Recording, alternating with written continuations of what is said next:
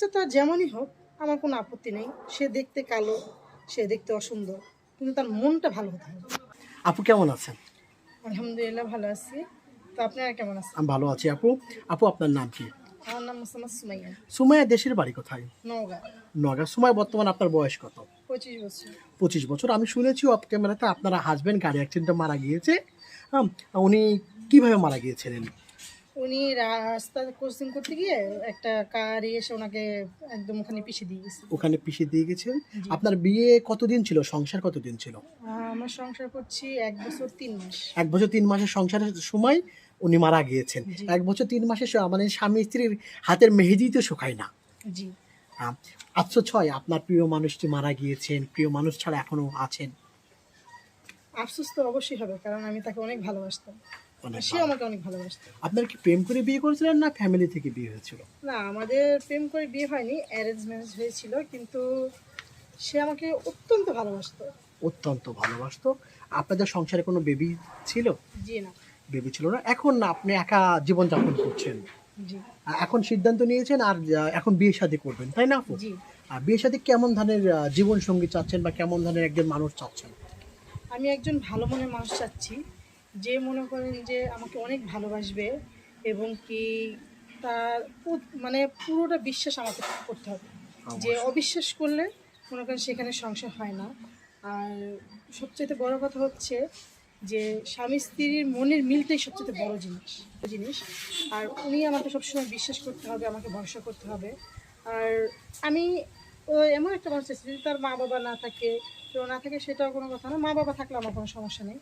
কারণ শ্বশুর শাশুড়ির সেবা যত্ন করা ভাগ্যের ব্যাপার। অবশ্যই সবার ভাগ্যে কিন্তু হয় না। জি জি জি। জি, জি। আর মা, নিজের সবচেয়ে বড় কথা হচ্ছে, মানে বলতে হয় না, নিজের মাকে যেভাবে দেখবো আমি আমার শ্বশুর শাশুড়ি ঠিক সেভাবেই দেখবো। মানে সম্মান করুন। আরেকটা জি। প্রশ্ন, আপনার বয়স 25 বছর। জি। ওনার বয়স কত হতে হবে? 30+, সমস্যা নেই। 30+। আপনি দেখতে মার্শাল্লাহ অনেক চমৎকার, ফর্সা, অনেক সুন্দরী। উনি দেখতে কেমন হলে, মানে কালো? সে হচ্ছে আল্লাহর দান, গায়ের রং হচ্ছে আল্লাহর দান। তো উনি কালো হোক যেমন হোক, কিন্তু এটা ভালো একটা মনের মানুষ লাগবে। ভালো একটা মনের মানুষ এবং জি। ভালো চরিত্র থাকতে হবে, হ্যাঁ। যেন আপনার প্রতি আসক্ত থাকে, জি আপনাকে ভালোবাসে, এমন কিছু। জি। আচ্ছা ঠিক আছে।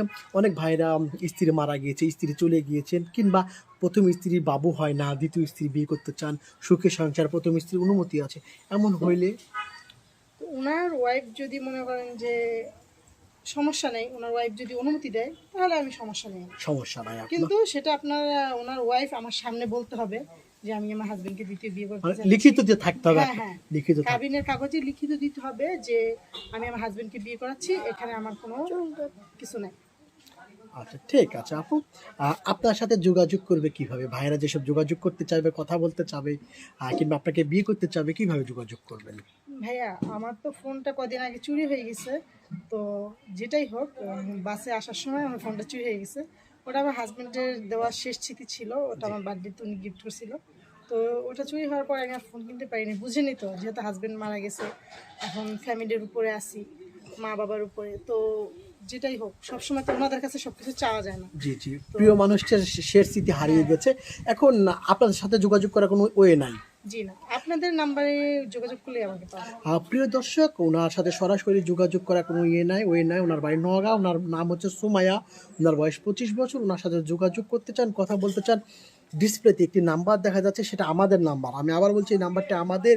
এই নাম্বারে ইমো আছে, হোয়াটসঅ্যাপ আছে। সরাসরি ফোন নাও ঢুকতে পারে, আপনি ভয়েস পাঠিয়ে দিবেন, সঙ্গে একটা স্ক্রিনশট মেরে পাঠিয়ে দিবেন, আমরা যোগাযোগ করবো। আবারও বলছি, একটা স্ক্রিনশট মেরে পাঠিয়ে দিবেন, ওনার নাম সুমাইয়া, আমরা যোগাযোগ করবো। সুমাইয়া, অনেক সময় স্বামীরা দূরে থাকে বিয়ের পরে, স্বামীরা দূরে থাকে, ওই সময় স্ত্রীরা পরকীয়া করে। আপনার কি এমন কোনো সুযোগ আছে আপনার?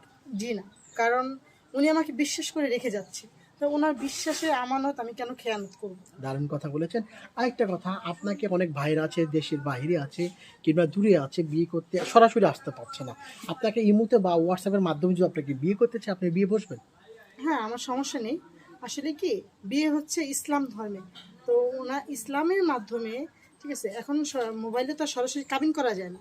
তো মানে যেটা আমাকে বলে ইসলামে যে সরা পড়ানো হয় আর কি, জি জি জি। চার কলেমা পড়ানো হয়। তো সেটাই যদি করে রাখতে চায়, বাংলাদেশে যখন শুনিয়ে আসবে, তখন হয়তো বিয়ে করবে আর কি। বুঝতে